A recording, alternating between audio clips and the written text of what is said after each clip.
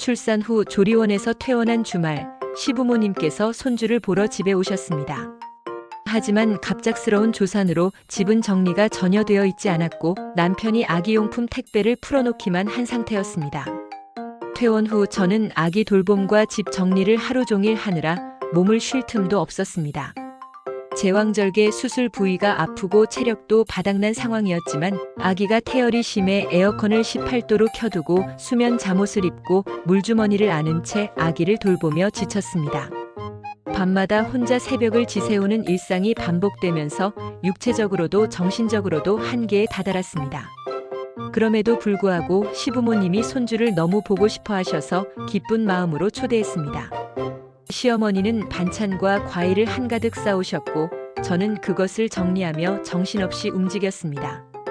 어머니는 식사를 준비하시겠다며 낙지볶음을 하시려고 하셨는데 요리를 하시는 동안 간장, 식초, 냄비 등 필요한 것을 계속 물어보셨습니다.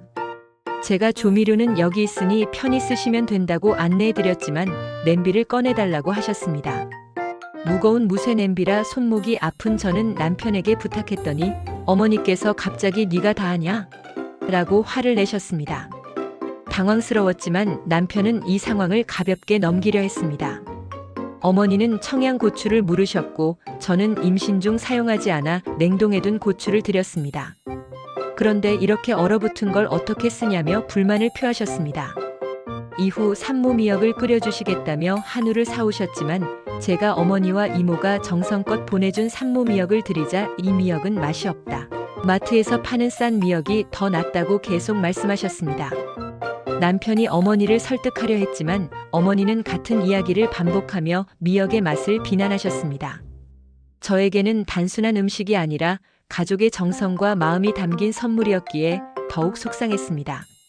며칠 후 어머니께서 도와주겠다며 오셨지만 병원에 다녀오자마자 다른 일은 나중에 하고 일단 밥부터 차려라고 하셨습니다. 이미 남편과 점심으로 햄버거를 먹은 상황이었는데도 남편의 끼니를 챙기지 못했다는 말만 하셨습니다.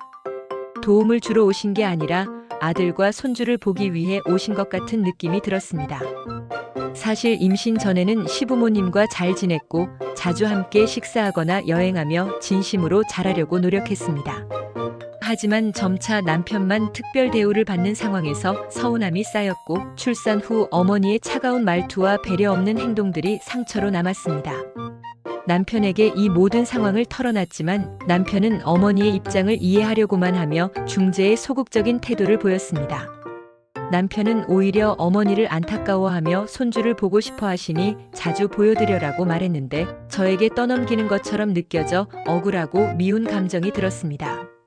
반복되는 상황 속에서 저만 나쁜 사람처럼 느껴지고 자존감이 무너지는 일이 계속되고 있습니다. 남편이 한 번이라도 어머니께 제 입장을 대신 전해줬더라면 이렇게 감정이 쌓이지 않았을 텐데 남편의 착한 성격 탓에 어머니에게 직접 말하지 못하는 모습을 보니 이해하면서도 더 힘들어졌습니다. 지금의 상황을 계속 참아가며 살아야 할지 아니면 관계를 어떻게 개선해야 할지 고민이 깊어집니다.